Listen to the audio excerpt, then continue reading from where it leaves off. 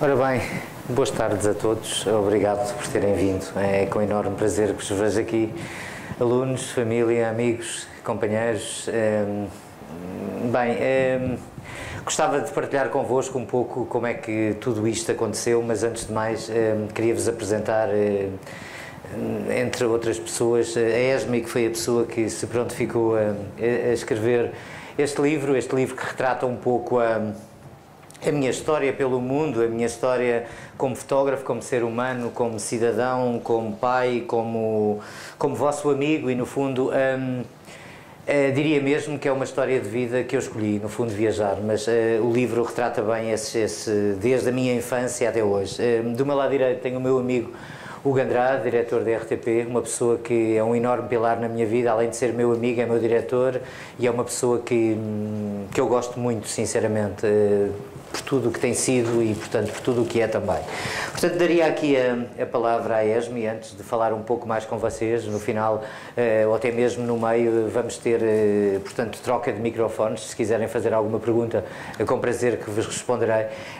Mas deixaria agora aqui esta primeira fase com a Esme, que foi a pessoa, como eu disse anteriormente, que escreveu O Caminho Faz-se Andar. Força, companheira. Boa tarde, obrigada por estarem. Isto para mim é tudo uma novidade, ainda estou a digerir um bocadinho as fotografias que fomos vendo, porque não é assim, de ânimo leve, é com muita alma. O convite do Nuno surgiu no início deste ano e na sequência, pronto, de alguns outros trabalhos que fizemos e de tudo o que aprendi com ele. No fundo, fui aluna, sou seguidora, é o meu mestre e aprendi muito até hoje e continuo a aprender muito com o Nuno. O livro foi escrito ao som dos ficheiros de áudio que o Nuno me enviou, algumas conversas que tivemos e muito daquilo que eu conheço dele. A confiança que o Nuno depositou em mim é extraordinária, porque eu não sou escritora, devo dizer-vos. Gosto de escrever, porque escrevo sempre com o coração e a alma. E a confiança do Nuno levou a que me escolhesse para este trabalho. Foram algumas horas a ouvi-lo, algumas horas a ouvir os ficheiros, a pesquisar sobre outras coisas que falámos, sobre as viagens que fez, sobre muitas das coisas que eram necessárias desmistificar neste livro. Muita gente pergunta quem é o Nuno, muita gente pensa que o Nuno é rico, que viaja, só viaja. É preciso que leiam este testemunho, é preciso que sintam cada página como eu senti e que gostem, espero sinceramente, porque é um testemunho muito importante. Aliás, os meus filhos estão aqui presentes e eu, quando conheci o Nuno, fiz questão que eles ouvissem muita coisa, ouvissem muitos ficheiros, muitos vídeos da sua experiência de vida. Acho que é um ser humano muito completo e obrigada. Obrigado também. Obrigado. Amigo Hugo, agora é a tua parte. E com muito gosto. Boa tarde a todos. O Nuno, enfim, eu conheço o Nuno há muitos anos e quando me desafiou para escrever o prefácio deste livro, eu não hesitei. Eu já tive vários convites para escrever prefácios e nunca escrevi nenhum. Porque considero que é uma coisa tão pessoal e tão importante que só deve ser escrita quando, de facto, a relação justifica e merece esse carinho de partilharmos coisas, não é? E eu não hesitei. Quando o Nuno me perguntou se eu queria escrever o prefácio, eu não só disse logo que sim, como fiquei muito orgulhoso de o poder fazer. E eu resumo muito rapidamente o porquê desta minha decisão. Eu, na minha vida, a coisa que dou mais importância é ao tempo. Eu ainda no outro dia falava com a minha filha mais velha, eu só durmo 2 horas e meia, 3 horas por noite, e ela dizia-me, isso é pouquíssimo, tens que dormir mais. E eu disse-lhe, se tu vives 90 anos como dormes 8 horas por noite, vais dormir 30 anos. Eu acho que isso é uma perda de tempo enorme. E eu dou imenso valor ao tempo, imenso. Eu não conheço ninguém, mas ninguém, que gaste tão bem o tempo como o Nuno gasta. E isso para mim é a sua principal virtude. Não há dia, enfim, nós não estamos muitas vezes próximos, mas comunicamos com regularidade, não há dia nenhum que o Nuno não acorde para fazer qualquer coisa. E isso para mim é de uma importância enorme, ou seja, é alguém que está aqui não para passar o tempo, mas para fazer coisas. E eu considero que isso é uma qualidade extraordinária. Depois, enfim, o trabalho fotográfico do Nuno, vocês viram aqui uma parte, é extraordinário. Eu nem sequer vou aqui falar de técnicas de fotografia, porque até nem domino muito bem, mas a Esme disse ali uma palavra que também diz muito do Nuno, alma, não é? Tudo o que está aqui fotografado tem alma. E eu considero que o Nuno é uma pessoa que tem 48 anos, ele nasceu 8 dias depois de mim, 6 dias depois de mim, e o Nuno gastou muito melhor os 48 anos do que eu. Eu tenho imensa inveja, no bom sentido, claro, por aquilo que o Nuno fez até hoje, e tenho imenso orgulho, porque nós muitas vezes não damos importância nem dimensão às coisas, exatamente o valor das coisas como elas merecem ser observadas.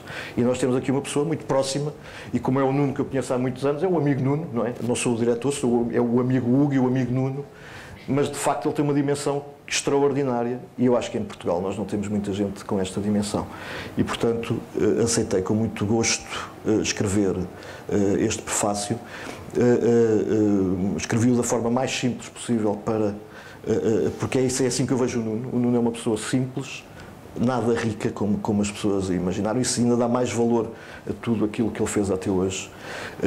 E este pormenor de, aos 46 anos, ter completado, ter conhecido todos os países do mundo, é um pormenor de uma dimensão colossal. Nós muitas vezes não damos valor a isso, porque há muita gente eventualmente que pensa, esteve a passear. Não, o Nuno esteve a fazer uma coisa que todos nós não fizemos até hoje e que nunca mais, e que não faremos com certeza, que foi, teve a conhecer pessoas, e teve a conhecer a realidade dos outros povos, e teve a conviver com eles, e teve a viver com eles, e teve a aprender e teve a ensinar. E eu muitas vezes, naqueles minutos antes de começar a escrever o prefácio, pensava muito nas pessoas que conviveram com o Nuno nos outros países, estes rostos que nós vimos aqui, e a pensar a importância que ele pode ter tido na vida de muitos deles, porque há pessoas que estão ali fotografadas, que provavelmente terem sido fotografadas pelo Nuno foi das coisas mais emocionantes porque passaram. E terem conhecido uma pessoa que vinha de um país estranho e que vinha sem nenhum interesse, porque há muitos viajantes que o fazem por interesse. O Nuno não, foi apenas partilha. E essa é uma qualidade que o Nuno tem enorme. Tudo o que eu puder dizer e tudo o que eu escrevi é muito pouco para aquilo que o Nuno é. E eu digo a ele, já várias vezes lhe disse, e digo-vos a todos vocês, eu tenho imenso orgulho de ser amigo do Nuno. E se não fosse amigo do Nuno e se não o conhecesse, gostaria muito de o conhecer. Felizmente conheço, felizmente ele tem sido um amigo extraordinário. E o livro reflete com muita simplicidade o homem simples que o Nuno é. E eu recomendo vivamente que vocês leiam o livro e, tal como a Esme disse, que absorvam aquilo que está no livro, porque relatar a história da nossa vida é uma coisa extremamente difícil, porque tem que ser muito, muito rigoroso, não podemos cair na tentação de exagerar, de empolar os momentos. Eu até acho que é o contrário que está no livro. E eu digo-vos com muita sinceridade que eu acredito muito nisto, isto ainda está relacionado com o tempo. Daqui a 50 anos, ninguém vai saber quem é Esme, tenho muita pena, Esme. Ninguém vai saber quem é o Hugo, mas toda a gente vai saber quem é o Nuno, porque o Nuno está a fazer história. Obrigado. Não sei o que é que eu te digo.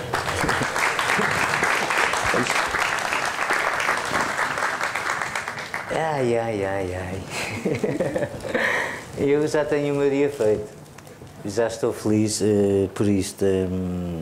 É que eu gosto mesmo do Hugo.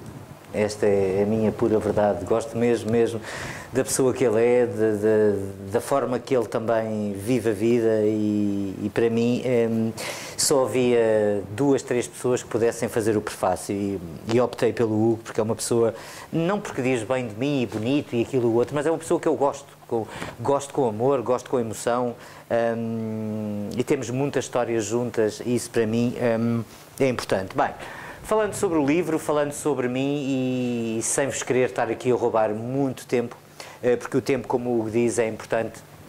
Este livro tem, primeiro que tudo, uma grande dose de transparência, de sinceridade e de abrir, no fundo, o jogo e, no fundo, abrir quem eu sou. Eu sou uma pessoa...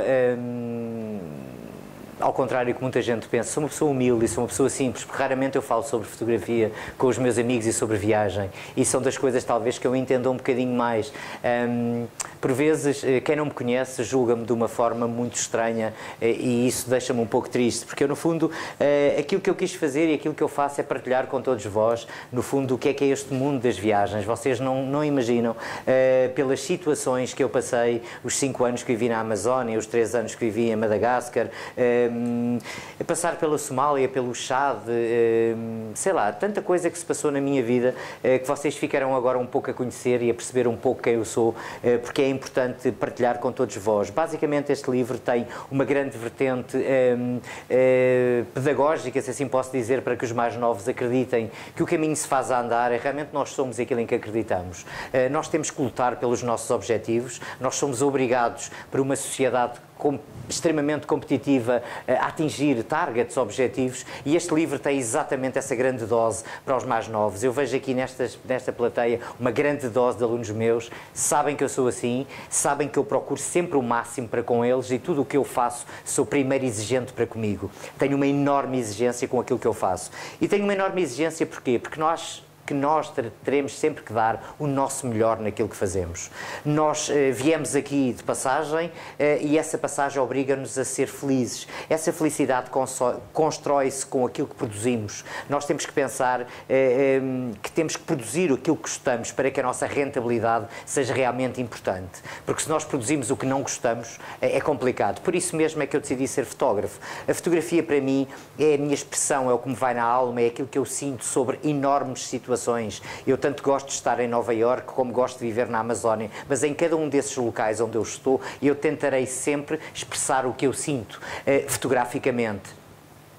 Uma das vertentes que também são importantes neste momento na minha vida é passar isso aos portugueses com o programa Revelações que tenho na RTP Memória. É um programa que para mim é importantíssimo para que eu possa partilhar histórias, partilhar no fundo imagens e no fundo tecnicamente mostrar às pessoas que países são aqueles que muitos de nós não conhecemos, Kiribati, Pitcairns Islands, e realmente o Revelações deu uma oportunidade de eu poder partilhar com Portugal, e não só, porque por vezes passa na RTP Internacional, partilhar com todos vós, no fundo, o que é que se passa em viagem, porque 90% das minhas viagens são sempre feitas em solitário, o que faz com que eu me sinta muito mais a interagir com as pessoas. Eu poderia muito bem estar com a Joana, ou estar, sei lá, com a Raquel no México, mas o nosso circuito mantinha-se numa codificação em português. Portanto, aquilo que me parece interessante é quando viajamos sozinhos, abrimos-nos aos outros. Ao primeiro dia, ao segundo dia, ao terceiro dia, acabamos por emergir na cultura das pessoas e, no fundo, dar-nos com elas.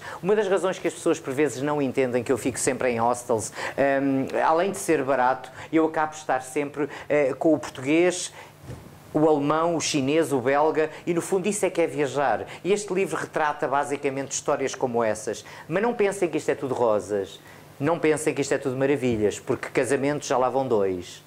Amigos já deixei inúmeros pelo caminho, porque pessoas que eu conheço e não posso continuar com elas. A minha vida tem sido 30 anos de mundo, ao qual eu não me arrependo absolutamente de nada. Sinto que aprendi imenso como homem, aprendi imenso como ser humano e aprendi a dar valor a coisas pequenas que a sociedade não dá. Por exemplo, nós na Amazónia, com o American Express, não resolvemos os problemas, no fundo, que temos. E então é preciso percebermos exatamente o que é viajar, o que nos faz crescer como ser humanos. Viajar, para mim, é talvez a melhor escola da vida. Quando as pessoas, por vezes inúmeras pessoas, julgam que isto é tudo feito com dinheiro, muito dinheiro, é verdade, já gastei centenas e centenas de milhares de euros, mas ao mesmo tempo que os ganho, ao mesmo tempo que os aplico em viagens. Há pessoas que optam por pagar uma casa há 40 anos, outros pagar um carro a 15. Eu acho que é muito mais interessante partilhar com o Ângel, no fundo, todas estas experiências e, no fundo, partilhar com todos vós tudo isso. Acho que a grande riqueza que levamos desta vida é aquilo que aprendemos com ela. E esta riqueza é uma riqueza que que não se compra, é uma riqueza que se aprende, é uma riqueza que crescemos com o mundo. Eu quando digo às pessoas viajem, procurem ter mundo, é no fundo aprenderem, porque eu sei que é muito interessante ir ao Google e percebermos, pronto, este país é assim, mas os cheiros, o toque, o ouvir as pessoas, as sensações que nos dizem. Eu tenho que vos contar 2, 3 histórias que são realmente de veras importantes para mim e que marcaram muito. Começo por contar a minha primeira história, sem querer alongar muito, mas a minha primeira história que marcou imensamente foi nas Filipinas. Eu estava a fotografar às 6 da manhã, normalmente quando temos um jet lag de 6, 7 horas é-me difícil eu me conseguir habituar. E então às 6 da manhã levantei-me em Manila e quando me levantei em Manila encontrei no chão um ser humano completamente despido. Para mim isso é uma sensação muito importante porque eu amo as pessoas, eu adoro as pessoas, eu vivo para as pessoas e se repararem os meus livros, O Mundo aos Meus Olhos, por exemplo, é só pessoas. Eu gosto das pessoas, eu gosto de comunicar com elas. E então, às 6 da manhã, às 6h20, levantei-me porque eu gosto daquela luz muito suave de manhã e então encontro aquele cidadão ali no chão, nu, e ninguém lhe ligava e aquilo fez-me imensamente impressão, vermos uma pessoa nua ali, um ser humano como nós, porque eu já passei imensas dificuldades na minha vida. Vocês não pensem que isto é tudo um mar de rosas. Eu já sofri bastante, eu já lutei bastante, eu já caí muitas vezes, mas mesmo muitas. Quando eu vos digo muitas, eu já caí muitas vezes. Já estive muitas vezes na terceira cave, mas há uma coisa que podem ter a certeza, é que para mim existe uma coisa importantíssima na vida. Eu já volto à história. O ter que acreditar. Eu sempre acreditei que é possível fazer aquilo que eu mais gosto. O que não é fácil. Lembrem-se que nós somos mais de 10.000 fotógrafos e temos 5 revistas, ou 10. Portanto, nós temos que lutar, temos que ter força. Voltando ao meu amigo filipino, eu quando encontrei aquele cidadão, eu pensei, bem, primeira coisa, o meu egoísmo fotográfico. É um egoísmo saudável, não levem a mal, não pensem...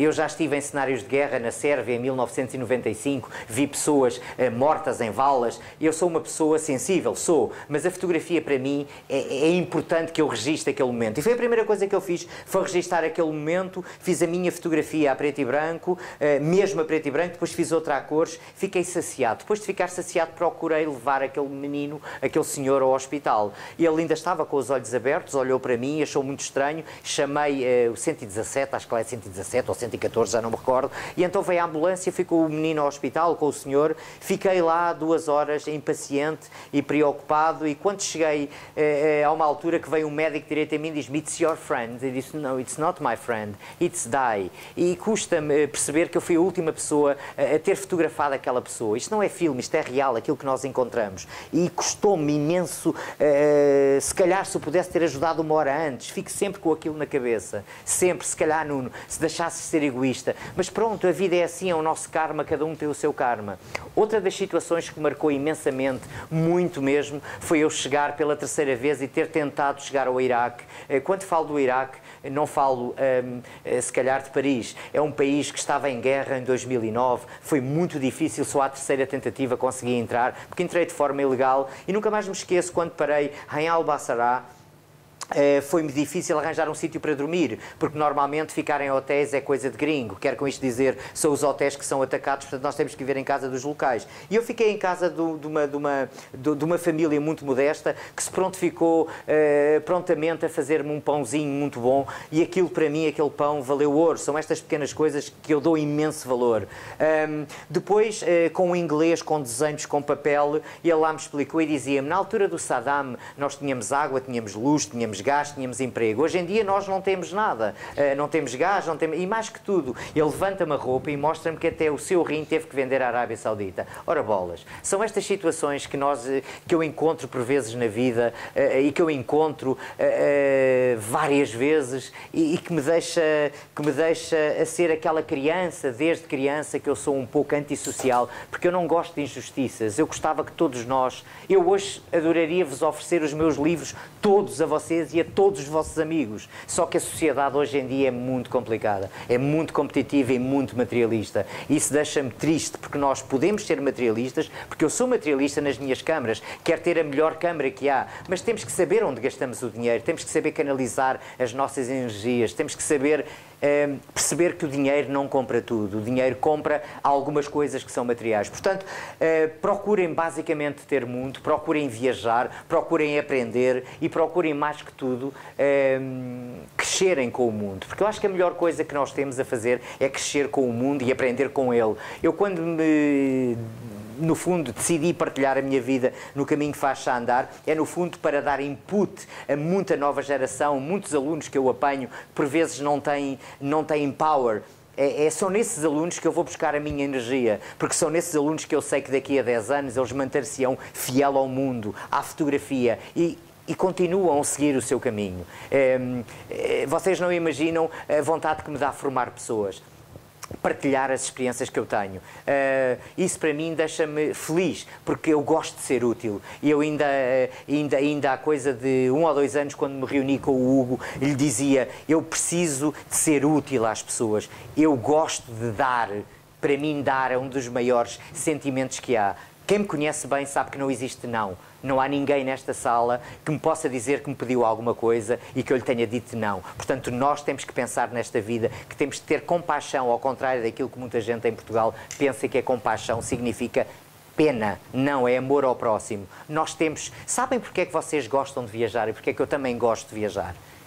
Porque quando nós viajamos, ninguém sabe quem somos. Somos livres, temos um sentido de liberdade enorme. De manhã, quando levantamos, a nossa merceeira já sabe, olha, lá vai ela ou lá vai ele. E quando saímos do nosso habitat, nós somos livres. Nós até podemos andar descalços, mas depois de voltar a Portugal, lá vem o formato. Sejam genuínos, sejam vocês. Sejam exatamente aquilo que vocês aspiram ser. Não vivam de farsas, não vivam de sociedade plástica. Sejam disciplinados. Na minha opinião, não vos estou aqui a dar nenhuma aula, estou a partilhar convosco aquilo que me vai na alma, que é diferente. Porque o mais importante nestas coisas e na nossa vida é amarmos os nossos e, no fundo, darmos tudo aquilo que precisamos. Porque só unidos é que conseguimos vencer. Muita gente preocupa-se com o mundo, mas todos querem mudar o mundo, mas ninguém quer começar por si. Isto é muito giro. Toda a gente quer mudar o mundo, mas começar por si. Então vamos começar por nós. Vamos ajudar os nossos amigos, vamos ter compaixão por elas ou por eles e vamos, mais que tudo, ser societariamente leais perante o nosso povo, que é uma das coisas que nós, por vezes, não temos em Portugal. Temos pouca autoestima, amamos pouco Portugal. Nesse aspecto, eu tiro o meu chapéu ao povo americano, que é um povo nacionalista e é um povo que ama, no fundo, o seu povo. E nós temos que nos amar. Se estamos aqui hoje, por algum motivo é, porque somos amigos, porque somos conhecidos, mas, por favor, tentem ajudarem-se uns aos outros, porque é o mais importante que há nesta vida, nós podemos ajudar o próximo. E não sei o que vos diga mais, acho que agora seria interessante da vossa parte, caso queiram, fazer algumas perguntas à Esme ou até aqui ao meu amigo Hugo Andrade ou no fundo a mim, se quiserem fazer, com todo o prazer que vos respondo. Deixem-vos dizer que eu tenho que agradecer a 3, 4 pessoas, faz parte daquela etiqueta muito bonita, mas são pessoas bastante importantes para mim. Começo pelos meus pais, porque raramente entendem esta loucura saudável, ao meu pilar neste momento, que é o meu filho. Eu venho de um divórcio que quinta-feira terminou e o meu filho mais uma vez se manteve e manterá leal ao meu lado, por isso agradeço-te, Ângel, porque te mantenhas, porque foi uma decisão do Ângel ficar comigo. Partilhas-te convosco porque é a minha vida. Depois, ao Pedro Leitão, que foi o meu paginador, à Esme e ao Hugo, a pessoas que estão aqui, grandes amigos do Sporting que tenho aqui, porque eu sou sportinguista. Aliás, esta alma que está aqui é sportinguista e a maior parte das pessoas que estão aqui são sportinguistas. Sabem porquê? Sabem porquê? Ó João, tu cala-te, hein? Ó João, tu cala-te, ouviste? E digo porquê? Porque eu nasci na Chaneca do Lumiar. Eu sei, és tu, pá, é sempre a mesma coisa. O João é um grande amigo meu e esta escola tem muito a ver comigo. E quando falo na escola, vou-vos dizer, conheço o João há mais de 20 anos, faz parte de mim ser leal perante as pessoas com quem eu trabalho e, portanto, estar aqui convosco e poder partilhar convosco, digo-vos sinceramente, é com enorme prazer que estou aqui. Irão ter que levar comigo mais uns anos. Os meus objetivos, já podem ter a certeza, os meus objetivos passam por um programa de televisão, digo-vos mesmo, que é um talk show de viagens, tenho isso agendado e tenciono lutar, nem que seja daqui a 20 anos, tenho que conseguir fazer isto, porque eu quero partilhar este mundo com Portugal e, no fundo, com todos vós. E, a partir daí, continuar a viajar, porque acho que o caminho realmente se faz a andar. Agradeço-vos a todos por terem estado aqui. Há aqui pessoas que eu gosto muito, mas mesmo muito. Ainda hoje tive ali uma guerra com o meu amigo Costinha, que é o meu amigo de há 20 anos, que o meu segundo livro foi escrito por ti, por uma grande parte. Ou seja, eu tenho aqui pessoas que eu gosto realmente bastante e, portanto, deixo-vos agora estes 10, 15 minutos, caso vocês queiram. Não me esquecendo da minha advogada, a minha grande amiga, a Joana, que tem sido uma querida 24 horas por dia. Eu dou cabo da cabeça da Joana com alguns problemas que eu tive. Tanta gente que eu tenho aqui que eu gosto. Olá, Catarina da China. Tanta gente boa que está aqui. Bem, o que é que eu vos posso dizer mais? Olha, agora a parte é vossa. No fundo, façam as perguntas que quiserem, que eu com prazer que vos respondo. Àquilo que necessitarem, estou aqui de coração aberto para vocês e é só, para já. Obrigados, meus amigos. Obrigados. Obrigado.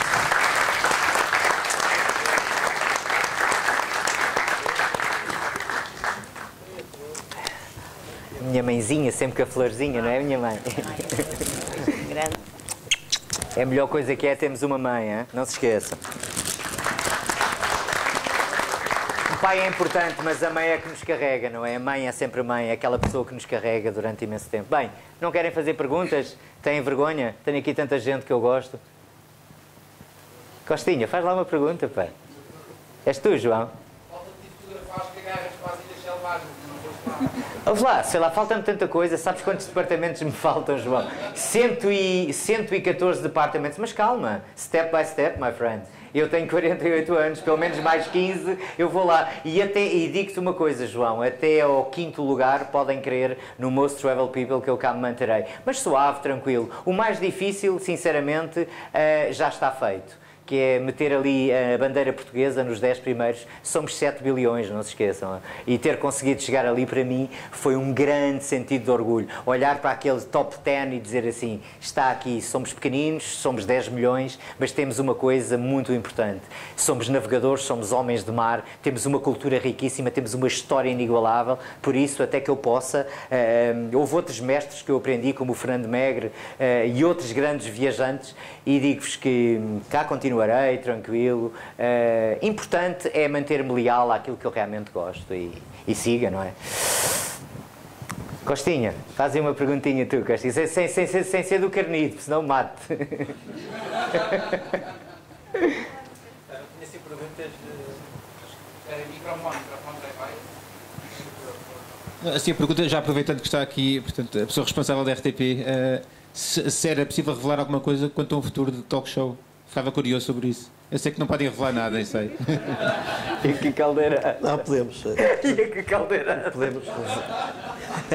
que podemos revelar é que temos estado a falar para... Eu acho, sinceramente, e agora aqui não é o amigo, aqui é de facto o diretor, eu acho que a história do Nuno tem que ficar registada, e tem que ficar registada para a memória futura. Eu, quando há pouco disse que daqui a 50 anos toda a gente sabe quem é o Nuno, isso só é possível se os livros continuarem a existir, se as fotografias se mantiverem para as pessoas terem acesso e se a televisão registar a vida que ele teve e que vai continuar a ter. E, portanto, este desafio que fizemos há cerca de 2 anos, de ele começar a registar no programa Revelações o seu percurso, eu não tenho ideia, o Nuno se calhar tem mais ideia do que eu creio que já vamos em cerca de 400 programas. 488. 488 programas. Vamos aos 600.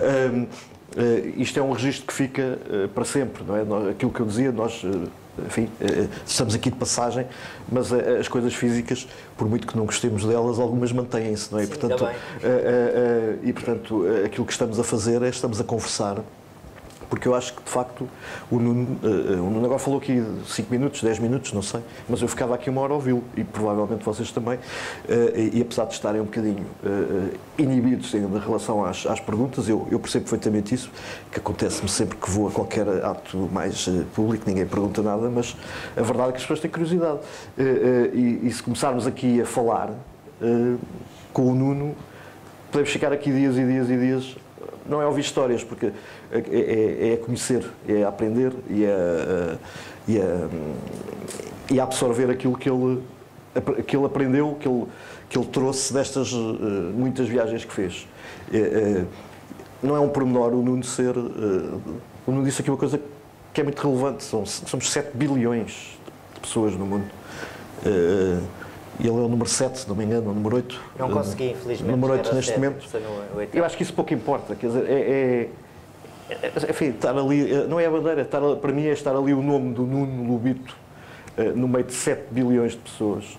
É para mim um motivo de grande orgulho. Eu acho que isto é uma coisa que é obrigatório ficar registado para a memória futura, para que no futuro, quando se estiver a falar dos portugueses do século XX e do século XXI, não há assim tantos. Enfim, nós somos um país de longa história, mas a história mais recente não tem deixado, tirando jogadores de futebol, grandes personalidades, e eu considero de facto uma grande personalidade. E digo isto genuinamente, não é por estar aqui, verdadeiramente, é exatamente o que escrevo quando tenho que justificar que vou fazer um programa com o Nuno Lobito, eu escrevo exatamente isto. E portanto nós estamos a falar, não está nada ainda fechado, concretizado, mas ele quer e nós queremos, e portanto em breve teremos de certeza mais programas com o Nuno. Não que eu considere que este formato que está a ser feito na RTP Memória seja um formato menor, não considero nada, pelo contrário, até porque a RTP Memória tem duas vertentes, tem uma vertente de mostrar o passado e dar a conhecer às pessoas mais novas o que foi o passado, tem um novo olhar sobre o passado, não é? Mesmo as pessoas que viveram os tempos das coisas que nós mostramos hoje veem as mesmas coisas de uma forma diferente. Mas tem uma segunda vertente que é importantíssima e que está escrita até na lei da televisão, que é registar para a memória futura coisas relevantes, coisas que sejam importantes. E, portanto, ter 488 programas para a memória futura já registados, eu considero que também é quase um recorde. Portanto, qualquer dia está na segunda lista de recordes. Não, eu acho, sinceramente, eu gosto muito de fazer televisão, gosto muito de comunicação e quando falei com o Hugo a primeira vez, em 2011, aliás, vocês podem pensar que é mentira, mas a ideia partiu do Hugo. O Hugo disse-me fotografia, tinha esta ideia e realmente ele é uma máquina de conceber as ideias. Sobre o programa de viagens, eu não tenho uma ideia fixa, mas eu acho que era importante tudo isto ser retratado em partilhar com viajantes. Portanto, como a RTP se achar que é importante, para mim é perfeito e a seu tempo cá estaremos, no fundo, dar mundo a Portugal. Sobre a RTP Memória, muita gente, RTP Memória, eu gosto muito da RTP Memória por aquilo que o Hugo disse, porque nos deixa ficar na memória. Há muita gente que pensa que isto já foi gravado há muito tempo, muitos de vocês não sabem como é que isto é gravado, mas para que tenham uma ideia, eu chego a gravar 10 países, 10 programas numa tarde seguidos, ou seja, é sair do Chile para a China. Portanto, é uma linha de produção muito forte, o que nos obriga, por vezes, a ter que fazer aquele trabalho. Já o talk show é uma linha diferente, 30 minutos, creio eu, será um formato mais de conversa, para entrevistando e, no fundo, conversando com viajantes. E, se assim a RTP entender, neste caso o Andrade e também a administração, seguiremos para novo programa. Mas... Se me permites, Nuno, já agora também temos aqui um lado interesseiro, não pode ser só tudo. A verdade é que o Nuno, quando é convidado para outros programas que não da RTP Memória, por exemplo, da RTP1, certo, nós fazemos medição de audiências minuto a minuto e a verdade é que tem impacto. O Nuno, quando fala num programa da tarde, por exemplo, nos minutos que está no ar, há sempre uma subida de resultado. Pensava que não soubesse isso. O Mário disse... Não, o Mário... Não, é verdade. Agora... É bom que eu saiba. Não, mas sabe o que é interessante? Agora, e por falares nisso, ainda bem que foste tu que falaste. O Mário Carneiro, que é uma pessoa que eu gosto muito, a semana passada, quando eu cheguei de madrugada, de manhã, do Canadá, e depois fui tomar um banho e fui diretamente para a RTP apresentar o livro. E é giro que ele diz-me, pá, cada vez que tu entras, isto começa a subir. Eu digo, olha, muito bem, bom. E sabem porque é que eu acho que isto acontece? Porque eu não venho aqui representar nada. Eu sou genuíno, eu sou uma pessoa transparente. O Nuno que está aqui é o Nuno que o Costinha conhece há 20 anos, que os meus amigos do futebol conhecem há 20, que a Joana conhece, que me estava a dizer na quinta-feira em tribunal, oh Nuno, você tenha calma, eu sou assim, que a minha mãe me conhece. Eu sou exatamente esta pessoa. E acho que nós, quando somos genuínos, acabamos por mais tarde ou mais cedo que as pessoas gostem de nós. E, no fundo, se calhar é isso que acontece, mas pronto, fico feliz, basicamente por isso. Mas aquilo que eu realmente gosto mesmo é de poder ser útil. Portanto, quando me pedem, olha, esta viagem, aquilo, o outro, vou evocar, por exemplo, o João, que esteve em minha casa este fim de semana a fazer a sua viagem de lua de mel. Tivemos 3 horas a comprar a sua viagem. Marcámos para a Indonésia, marcámos para a Tailândia. Ele saiu dali, eu senti-me tão bem de ele me ter escolhido e de eu poder ter sido útil no casamento e naquela parte dele poder viajar. E é isso, no fundo, que eu vejo na televisão. Eu, por exemplo, falar sobre certos países e as pessoas poderem, no fundo, aprenderem alguma coisa, algumas dicas. E pronto, no fundo é isto. No fundo, acho que vocês é que devem querer saber algo mais da ESME ou do Hugo, ou não sei, força. Façam as perguntas que quiserem. Estejam à vontade, por amor de Deus. Viva! Boa tarde. Olá. Eu queria perguntar, depois dessa situação da Arábia Saudita, do Iraque e do Rim, como é que volta a Portugal e com a situação de crise, que é evidente, como é que se compara as duas situações de quase desespero humano, não é? Não sei, se é possível comparar-se? Sim, sabes que para um freelancer tens sempre crise toda a vida. Portanto, a crise, eu sou freelancer, sempre fui. A única altura que tive patrão foi quando fui editor da revista Lux, que tinha patrão. Hoje em dia também tenho patrão, é RTP, mas sou colaborador, é diferente. A tal crise existe sempre, existirá sempre. Agora, é impensável comparares a Arábia Saudita, que as pessoas têm couves na sua horta, na Arábia Saudita tem poços de petróleo. Portanto, para que possas perceber, há uma diferença muito grande. Mas eu sempre com genuidade e com transparência, insiro Portugal nos 5 melhores países do mundo. Porque acho que Portugal tem tudo para ser um dos melhores países do mundo. Felizmente, que agora as grandes revistas, não só dos Estados Unidos, como de outros grandes países, estão a enquadrar Portugal nos melhores países do mundo.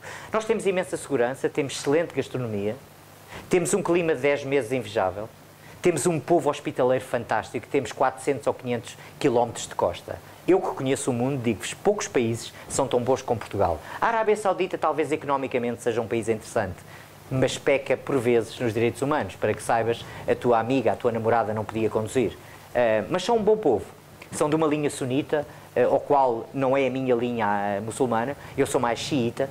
Sou no sentido porque gosto mais, são mais genuínos. Eu acho que o povo xiita, por exemplo, um dos meus países preferidos, e se não o melhor, para mim é o Irão. Se calhar vocês ficam surpreendidos. Para mim o Irão é dos países mais interessantes. E digo-te porquê, a ti e a todos. Para já descobriram o alfabeto fonético chamado AEU. Depois são um povo com uma imensa história e, mais que tudo, são leais a uma cultura muito, muito, muito milenar. Não são árabes, são persas. E os persas têm uma enorme história na nossa humanidade. Portanto, a Arábia Saudita, como tu me disseste, e como, sei lá, é um país interessante, mas de todo... A minha questão era mais na questão do Iraque. O Iraque tem um grande problema. O Iraque tem um grande problema. São exatamente 50% sunitas, 50% xiitas. E quando tu te paras entre xiitas e sunitas, é como tu viveres numa cidade com o Sporting e o Benfica. Jamais se vão entender. É difícil. É muito difícil e muito complicado. Portanto, os sunitas vêm de uma casta diferente, os xiitas têm outro problema, que sempre governaram e a partir daqui querem deixar de governar. Depois, os xiitas, à partida, são minimamente apoiados agora pelo governo americano e os sunitas pela linha muçulmana mais agressiva no terreno. Eu conheci ambos. E digo-te que o Iraque é um país com gente boa, como todos os países. Aliás, digo-vos já, não há maus países. Eu não encontrei maus países, porque os países são feitos de pessoas e, portanto, há sempre pessoas boas. As pessoas é que fazem o país. Agora, se me falarem na política, isso há países muito complicados no mundo. Mas eu creio que o Iraque, olhando para as pessoas, são agradáveis e têm uma boa alma e têm calor humano. Eu prefiro um país com calor humano, onde as pessoas me recebem. É fácil para nós estar no Iraque. Tenho olho castanho, tenho pele castanha e também sou de ascendência árabe, não é? Portanto, é mais difícil para as pessoas que têm olhos azuis e que têm, no fundo, aquele cabelo louro. Mas, do modo geral, eu creio que o Iraque é um bom país, mas é um país que temos que ter cautela quando o visitamos. É preciso ter muita cautela. Ir para o Iraque não é como ir, por exemplo, para Amsterdã. Portanto, cuidado. O Iraque, o Chad, o Afeganistão, a Somália, são países complicados. Mas, se quiseres tentar, dou-te umas dicas, tenho lá uns amigos. Welcome, porque não? Claro, claro. A minha questão era mesmo na relativização, que acaba por ser feita inconscientemente, depois de estar numa situação assim, em que há um desespero familiar, não é? E quando se vem para Portugal, há um desespero familiar de um conceito económico completamente diferente. Não sei se é... Olha, acho que é queres que eu te diga uma impossível. coisa? As pessoas vão me levar a mal aquilo que eu vou dizer, eu já sei, mas a mim pouco me preocupa, porque é assim, eu acho que em Portugal, comparar com aquilo que eu vi no mundo, eu vou-te contar uma história muito simples. Eu na Somália, quando estava no meu jeep com 2 bodyguards, 2 guarda-costas, foi o único sítio no mundo que eu tive guarda-costas, e estava a comer uma Santos. Foi uma Santos, tinha uma Santos para uma viagem. E normalmente quando nós comemos uma Santos, caem as migalhas para o colo. Eu faço isto, pá, começo a ver as crianças, isto é verdade. As crianças a quererem as migalhas.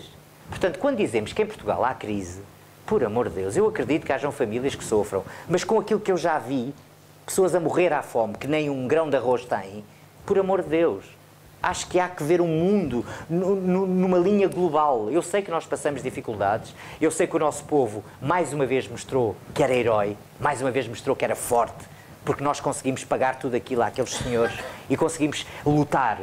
E é isso que eu gosto. Mas, ao mesmo tempo, houve muita gente que abandonou o nosso país, o que me deixa triste. O que me deixa triste. Porque nós temos que lutar junto aos nossos. Custa, eu sei que custa, mas não devemos abandonar o nosso país. Porque nós temos homens e mulheres muito boas, nós temos prémios de medicina mundiais, nós temos jogadores de futebol ótimos, nós temos viajantes excelentes. O caso do Gonçalo Cadilho, o meu colega Gonçalo Cadilho, é um enorme escritor de viagens. Nós temos pessoas realmente muito boas e são essas pessoas que devem e têm que ficar aqui. Porque nós temos 10 milhões de pessoas. Isto é quase meio Estado. Por exemplo, eu cheguei a Montreal a semana passada, 14 milhões. 14 milhões de pessoas estão a pensar assim, por amor de Deus, 14 milhões, esta cidadezinha. Nós somos 9 milhões. Portanto, vejam bem a dimensão que o mundo tem. Agora, Portugal sofre, eu acredito, economicamente, mas comparar o que se vive no Iraque, onde as pessoas nem eletricidade têm e produzem quase todo o petróleo do universo, imagina, é como tu seres quase dono de um banco e não teres dinheiro. Pá, é completamente inaceitável. Isto pela ganância do homem, porque vocês todos sabem o que é que se passou no Iraque, mas não quero entrar por aí, porque não gosto de temas políticos. Mas creio que te respondi de uma forma transparente, mas creio que a crise comparável com situações que eu já vi, não sei se justificaria comparar, porque o mundo dá-nos surpresas extremamente fortes, com situações muito complicadas. Por exemplo, na Amazónia eu conheci famílias com 15 filhos. Mas quem é que consegue sobreviver com 15 filhos? O que é normal, porque as pessoas julgam 15 filhos são 30 mãos. Quando crescerem produzem mais. E depois os filhos dos filhos. E depois não é que há comida para aquela gente toda. E isso é que é giro. Na Amazónia as pessoas amam a terra e produzem tudo da terra e pouco se preocupam se querem ter um carro, se querem ter uma casa muito boa. Acho que se preocupam com outro tipo de coisas. A irmandade entre a sua tribo e, no fundo, a lealdade com os seus povos. Eu digo isto porque eu vivi lá 5 anos, o Ângelo cresceu lá e casei lá também, é o meu último casamento, e, no fundo, aprendi que há várias formas de ser feliz. No fundo, gostei daquilo que aprendi, não é? Também na Amazónia. Muito bem. Raquel. Deixa-me fazer-te uma pergunta. E garanto também não é sobre o meu cartão. Mas tu és do Benfica, és um perigo. Sim, está descansado que eu não... Tu és um perigo. Eu não falo do Benfica. Miguel, Já são 2 aqui, não é? Já há uns 5 ou 8 aqui escondidos. Já há aqui uns 5 ou 6 escondidos. Obviamente tu tens a viagem planeada, etc. Mas quando é que tu decides realmente sair do país? Ou seja, muitas vezes está decidido, mas essa decisão como é que é feita? Quando é que tu sentes que, ok, está na altura de sair deste e passar para o próximo? Meu amigo Miguel, eu se pudesse, estava sempre em viagem. Mas digo-te que a vez que eu tive menos tempo sem viajar foi exatamente agora. Tive 8 meses sem viajar. Isto porque tive alguns problemas familiares e senti que já estava a entrar numa claustrofobia. Mas os meus países são sempre direcionados em locais que eu não vi. As pessoas julgam que marcar uma viagem é uma coisa muito simples, mas não é. Marcar uma viagem obriga a ter que perceber qual é o país que vamos, entrar em fóruns e perceber o que é que existe naquele país, depois perceber qual é que é os hostels que nós marcamos e em que local é que ficamos, e tudo isso demora imenso tempo para agendar isso. Isso faz normalmente 3 a 4 meses. Aliás, é isso que eu ensino em workshops, é como preparar as próprias viagens. Depois de estarmos no terreno, temos que dividir o nosso trabalho em 4, 5 frentes. Isto falando sobre fotografia. A arquitetura, as pessoas, a gastronomia, a cultura, o artesanato e o desporto. E temos que nos direcionar fotograficamente todos os dias em cada caminho. Agora, quem quer viajar numa de turista, aquilo que eu recomendo é comprar um guia de viagens, o Lonely Planet, e poderem ler o que é interessante naquela cidade, mas fazê-lo antes. No terreno, se forem situações ou países mais difíceis, sempre, mas sempre, arranjarem um amigo. Nada como os locais. Se eu quiser ir, por exemplo, à China, eu vou falar com a Catarina que vive na China há uns anos. Porque é a Catarina que me vai ajudar. E a Catarina, por sua vez, tem o seu amigo local e é assim que se aprende, é assim que emergimos dentro da cultura. Já o que se faz com os turistas é diferente. Vão para o México, põem a pulseira, o Sebastião abana a rede, mango juice. Epá, isso não é viajar. Desculpem lá. E onde é que estiveste? Estive no México. Mas qual México? Eles estiveram dentro de um resort. Eu sei que é México, mas há uma grande diferença entre o turista e o viajante. Normalmente o turista, aquilo que faz, Miguel, traz muitos presentes e suck the energy. O viajante não, o viajante partilha, senta-se à mesa, vai jantar a casa, conversa, cozinha, faz-nos sentir unidos em torno da nossa causa, é verdade. E então o viajante, aquilo que tem uma coisa muito interessante, é que partilha, vai a casa, por exemplo, no Irão, peço-vos desculpa, no Irão, aquilo que me deu mais gozo foi chegar à recepção, Hugo, e a senhora diz-me logo: você, Portugal, boa comida, mas hoje vai à minha casa. Eles vão para a casa dela, assim não me conhecia de lado nenhum, pôs-se a fazer a comidinha dela. Pá, aquilo é tão giro. Aliás, nós somos assim. Eu lembro-me imensas vezes que vou na rua, encontro mochileiros, o Ângelo sabe que é verdade, vamos lá para casa. Eles até ficam com um bocado de medo, mas lá para casa, vamos cozinhar, vamos surfar, vamos para ali. Sabem porquê? Porque eu acho que é isso que eu gostava que eles me dessem no terreno, porque no fundo isso é que é partilhar a cultura, falar com as pessoas, trocar as ideias, e isso, as pessoas saem daqui com uma ideia muito boa. Quando nós vamos viajar, Miguel, e quando preparamos as viagens, nada melhor que chegar aos locais, falar com os locais. E os locais é que, repara, tu chegas a uma cidade, não sabes, e então nada como o local te dizer: olha, o sítio para ires é este, onde vais jantar é este, o que vais ver é aquele. Sabes o que é que ganhas? Tempo. Vais diretamente à nata da coisa, àquilo que queres, e acabas por te sentir enriquecedor. Por exemplo, chegando a Lisboa, e quem não sabe lá onde é que é, ou vai para os Jerónimos, que é realmente interessante, mas falta-lhes Alfama, falta-lhes o Castelo, falta-lhes a Madragoa, falta-lhes a Lisboa em si, o conteúdo da nata, que raramente é visitado. Portanto, eu achei muito giro no Lonely Planet, agora há pouco tempo, fiz um trabalho com os meus alunos que estão ali, e fui à Cova da Moura, e reparei que no Lonely Planet já vem a recomendação da Cova da Moura. Eu digo-vos uma coisa, eu achei riquíssimo o que eu encontrei. Sabem o que é que eu fiz? Muito simples. Mandei um e-mail a uma associação cabo-verdiana muito interessante, receberam e mostraram-me. E foi muito bom poder estar ali e conhecer aquilo que as pessoas estão mal. Olha, sabe o que é que me fizeram? Os meus alunos sabem que é verdade. Bolinhos de cenoura, águazinha fresquinha depois daquilo tudo. Ali com amor e carinho. Eu não tenho nada contra Cascais, mas se calhar fosse pedir à Câmara de Cascais, diziam-me que não tinham tempo. É que nem o bolinho davam. Nem água. Água não sei. Bem, algumas perguntas, se quiserem, já agora, antes de passarmos a... Sim, Raquel, podes, com certeza. Importas só de passar aqui à Raquel, se faz favor. Ah, eras tu? Então força. Então a seguir és tu, Raquel, tem que ser mesmo. Desculpa. A pergunta é muito rápida, é ali para a ESMI. Eu nem sequer consigo imaginar a responsabilidade que é escrever um livro destes, mas queria uma pergunta muito simples, que é, com base nos ficheiros de áudio, com base nas fotografias,